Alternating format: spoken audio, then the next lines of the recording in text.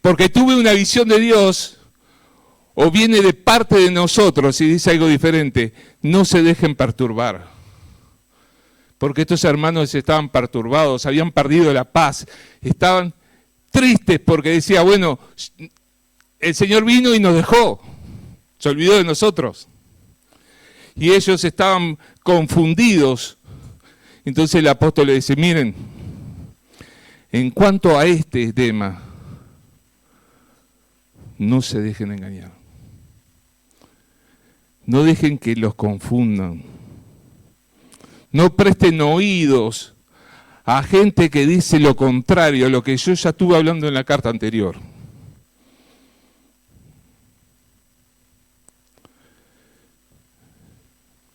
No se dejen confundir.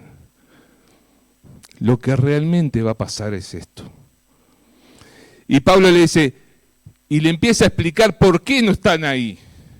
¿Por qué no están viviendo la gran tribulación, no están en la tribulación? Y el apóstol empieza a explicarle los tiempos que van a pasar y cómo se van a dar las cosas. Para que ellos empiecen a darse cuenta y decir, no, entonces no es eso.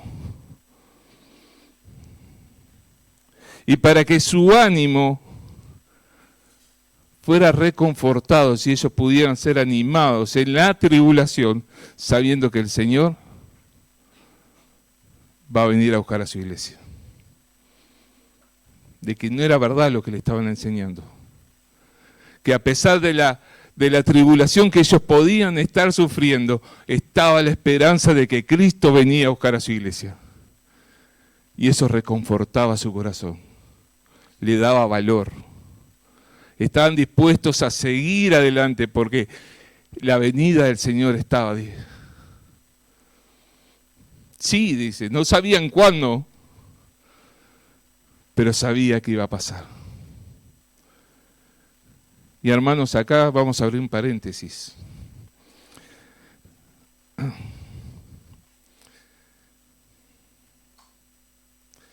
Alguien dijo una vez, diciendo un comentario, dice, está todo escrito.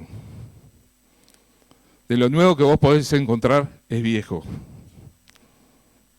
Y si viene algo nuevo, con seguridad, no sea bíblico. Y si uno se pone a pensar, muchas de las cosas que aparecen, boom, que son nuevas, que son como grandes descubrimientos, si uno los compara a la luz de las Escrituras, muchas veces no son verdad. Él decía, de lo viejo podés sacar cosas nuevas y descubrir cosas nuevas. Pero está todo escrito. Y esto es importante porque el apóstol empieza a hablar enseguida empieza a hablar de una apostasía. Y de un tiempo de apostasía que va a haber. Y cómo la iglesia va a tener que aprender a discernir cuál es la verdad de Dios y aferrarse a esa verdad de Dios frente a tanta mentira. Tenemos un mundo plagado de multimedia. ¿Sí? Polulan los pastores que tienen canales, que tienen... Y entre tanta información, no todo es verdad. Y lo más peligroso es la mentira que parece verdad. Y como hoy tenemos que aferrarnos al conocimiento de la palabra de Dios para poder discernir la mentira. Estos hermanos, la mentira, ¿sí?, que venía disfrazada de verdad, les complicó la vida. Porque le arrebataba el gozo. Y al prestar oído a esas cosas, los terminaba angustiando y desenfocando del propósito de Dios. Cuando Satanás quiere meter en tu vida una mentira disfrazada de verdad, ¿qué está buscando? Tu edificación.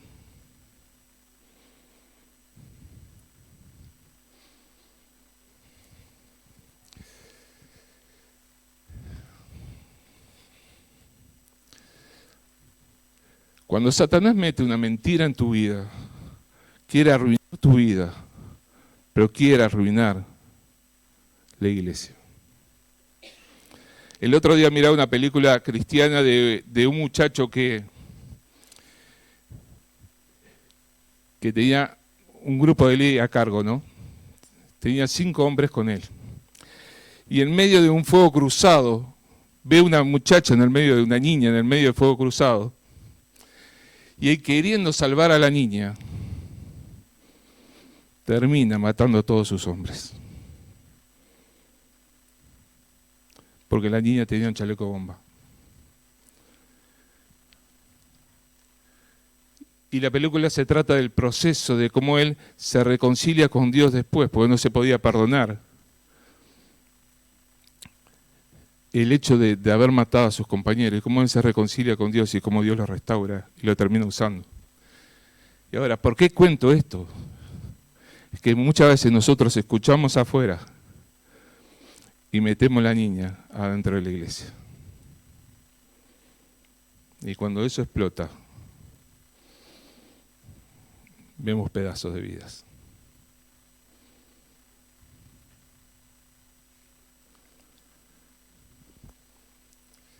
Tenemos que tener cuidado con lo que escuchamos, de dónde viene. Y todo lo que oímos, ¿por qué filtro lo tengo que pasar? Por el filtro de la palabra. Y si yo no lo puedo discernir bien, busco a hermanos que son conocedores de la palabra y le digo, hermanos, esto, a la luz de las Escrituras, ¿cómo es? Porque una vez que una mala enseñanza se filtra en la iglesia, va pasando sutilmente de un oído a otro.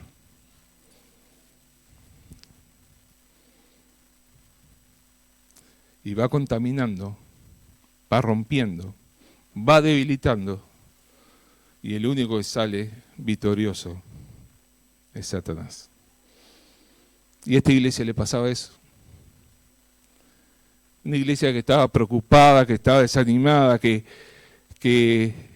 estaba en medio de pruebas y viviendo diferentes circunstancias, pero lidiando con una mentira disfrazada de verdad.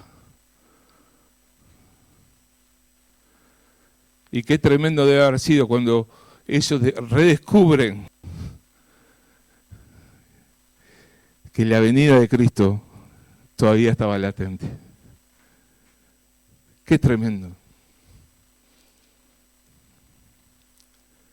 Pero qué peligroso que es cuando nosotros prestamos oídos sin filtrar y repetimos sin pasar por la Escritura. Y sin hablar con Dios de esto, ¿no? Hay cosas que a veces me parecen interesantes, pero me suenan en el oído. Y le digo, Señor, esto es así. Y lo investigo a la luz de las Escrituras para afirmar o descartar. Pero tenemos que ser celosos de la verdad. Celosos de la verdad. Y cada día estamos más expuestos, porque cada vez hay más que escuchar. Pero uno tiene que ponerse a pensar, ¿qué dice Dios de esto? Creo que lo de Berea lo tenían claro, ¿no? Pero es el apóstol Pablo, y ellos decían, ¿qué tiene que ver que sea el apóstol? Y ellos indagaban en las Escrituras y analizaban al apóstol a la luz de ¿qué? De la palabra.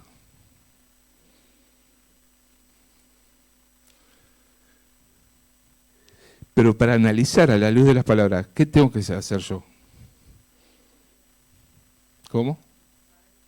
Conocer la palabra. Si yo no conozco, ¿cómo puedo decir? ¿Cómo puedo analizar?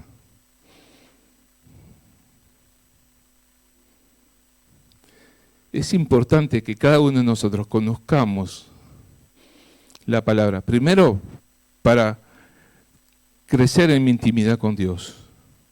Segundo, para aplicarla en mi vida en obediencia. Tercero, para poder analizar lo que escucho, si viene de Dios o no. Cuarto, para transmitir a otro un alimento sano, no contaminado. Pero yo necesito conocer la palabra de Dios. Hermanos, si yo pregunto acá, que cada uno escriba el tiempo que pasa frente a la palabra de Dios, ¿usted cree que nos sorprendería el resultado? ¿Me siguen lo que digo?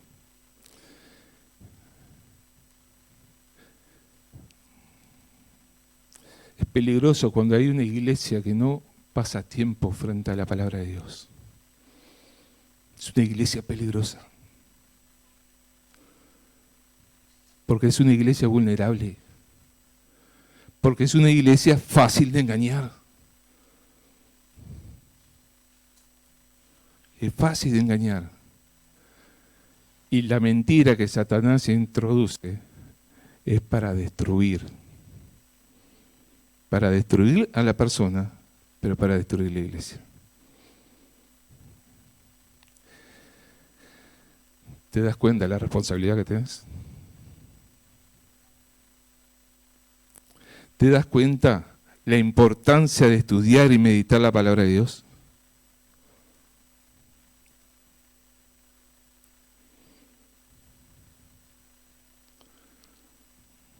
Es importante, sin importar la edad que tengas, que inviertas tiempo en conocer la palabra de Dios.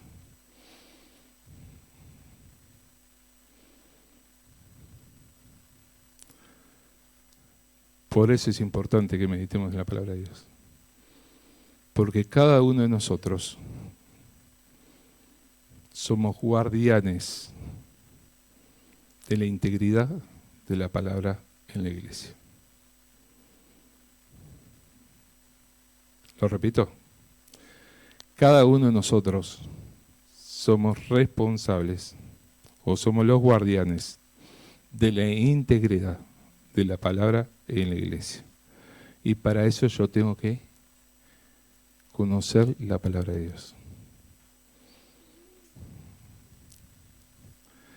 Y para cada cosa que estoy sirviendo en la iglesia, tengo que ser un conocedor de la palabra de Dios. No importa el ministerio que tengas, en cuál estés ocupado, tenés que ser conocedor de la palabra de Dios.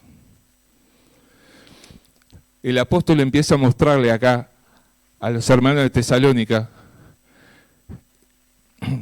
4 etapas o 4 momentos que se iban a dar. Le habla del arrebatamiento, le habla de la apostasía, le habla de la manifestación del hombre de maldad. Que no quiere decir que en este tiempo no se esté gestando eso, sino que está hablando de la manifestación del hombre de maldad. Y si se fija en el texto, empieza a dar las características, pero deja ver algo claro ahí. En cuanto a los tiempos.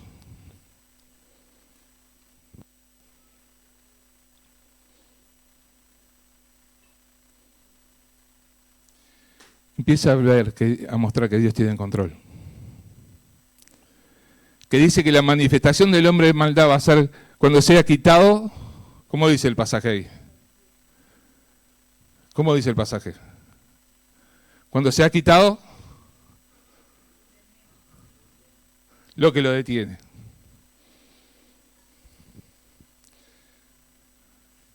¿Y qué lo detiene? La iglesia, el Espíritu Santo. Ahí él recién se va a poder manifestar con cierta libertad. Porque no quiere decir que Dios haya perdido el control. Dios sigue teniendo el control en ese tiempo. ¿Sí? Y Dios sigue teniendo el control. Pero ya va a ser quitada ¿qué? La iglesia. Entonces el apóstol le está diciendo, quédense tranquilos que mientras esté la iglesia, ¿qué es lo que nos va a pasar? No va a estar la manifestación. Y cuando sea quitada de la iglesia, el hombre de maldad se va a poder libertar. Pero Dios sigue teniendo control. Y Él va a poder actuar hasta el cumplimiento de los tiempos. ¿Y qué va a pasar después? Ahí sí, el día del Señor, la venida de Jesucristo como qué, como Rey, y donde todas las naciones se postrarán delante de Él, y quieran o no, van a reconocerlo como Dios y Señor.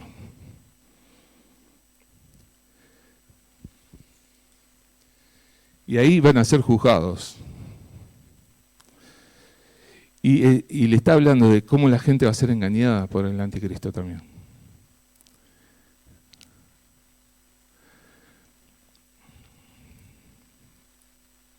Y cómo van a ser enceguecidos y cómo van a cargar juicio. ¿Por qué? ¿Por amar qué? ¿Cómo dice la palabra ahí? Por amar la maldad. Ahora, ¿esto quiere decir que nadie se va a salvar ahí?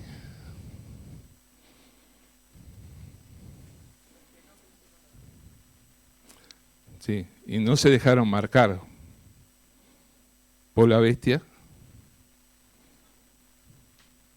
¿Esos qué va a pasar con eso?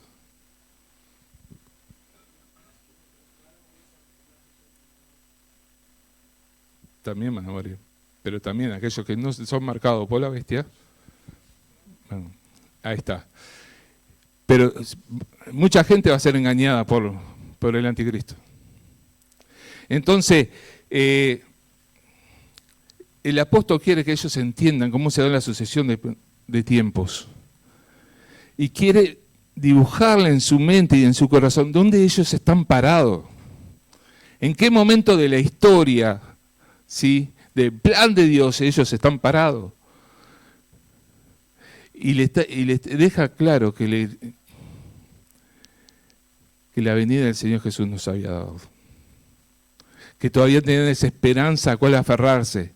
Y aunque tuvieran por diferentes pruebas y dificultades, a que fueran tiempos difíciles, ellos podían entender que el Señor Jesús venía pronto. Que ellos no sabían cuándo iban a venir. Pero sabía que su Señor venía. Y hermano, hoy tenemos la misma esperanza. Y capaz que no pasamos tantas dificultades o tantas pruebas como ellos pasaron, pero nosotros tenemos algo latente ahí, que el Señor viene pronto. Y no importa la circunstancia que a mí me toque vivir, yo puedo estar viviendo cada día esperando la venida del Señor, esperando el cumplimiento de su promesa. Vivir confiado que aquel que prometió, cumple. Y es fiel. Y es fiel a sí mismo. Y yo sé que mi Señor va a venir a buscar a su iglesia. Y no importa en qué momento de mi vida esté,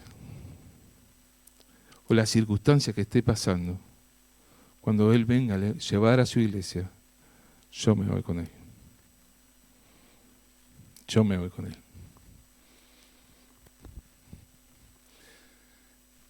Yo siempre bromeo con Sergio y le digo que cuando Cristo venga a buscar a la iglesia, que Él ponga un shopping después si quiere, pero tengo esa esperanza de que Él va a venir a buscar a esa iglesia. Y anhelo profundamente poder vivirlo. Y si no importa si estoy vivo o estoy muerto. Cuando Cristo venga, yo me voy con Él. Hermano, qué lindo tener esa esperanza, ¿no? En medio de un mundo sin esperanza, nosotros los hijos de Dios podemos caminar con una esperanza latente en nuestros corazones.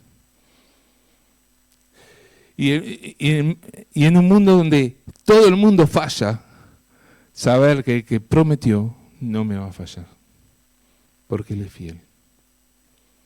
Y esto cambió el corazón de estos hermanos en Tesalónica. Y el saber que tenían esa esperanza transformó sus vidas. Los alentó, los animó. Y Dios quiere que saber, tener esta esperanza, sea algo que te anime en los momentos de dificultad. En los momentos de dificultad.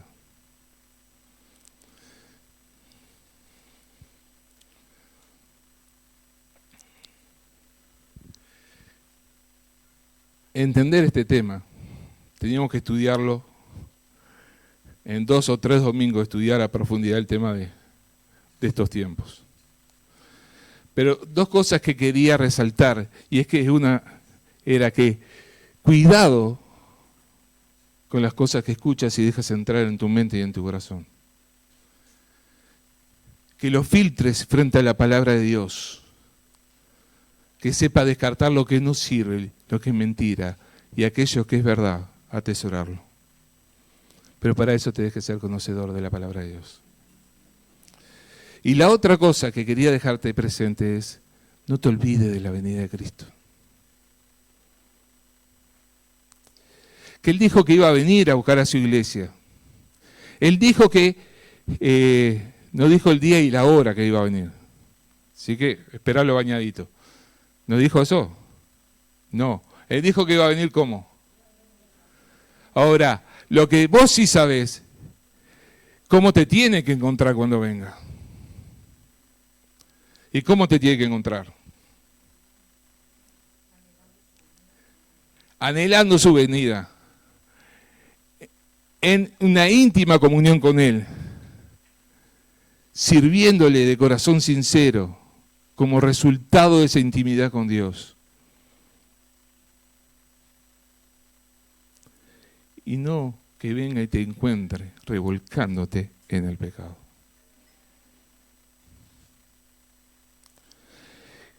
Que no te encuentre viviendo a espaldas de su presencia, dándole la espalda.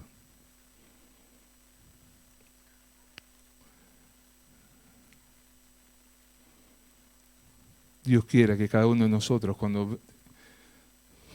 si Él viene a buscarnos en este tiempo, mientras tengamos vida, nos encuentre como Él anhela encontrarnos a cada uno de nosotros. Oramos. Señor, gracias por tu palabra. Gracias porque podemos meditar y pensar en tu palabra.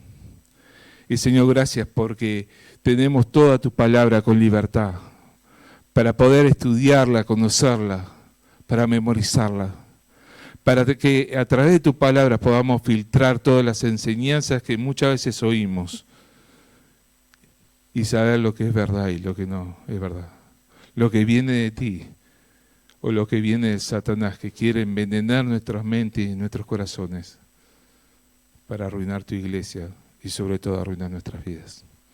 Señor, ayúdanos a saludarnos cada día con gozo diciéndonos Maranata, esperando tu venida, sabiendo que tú vienes pronto.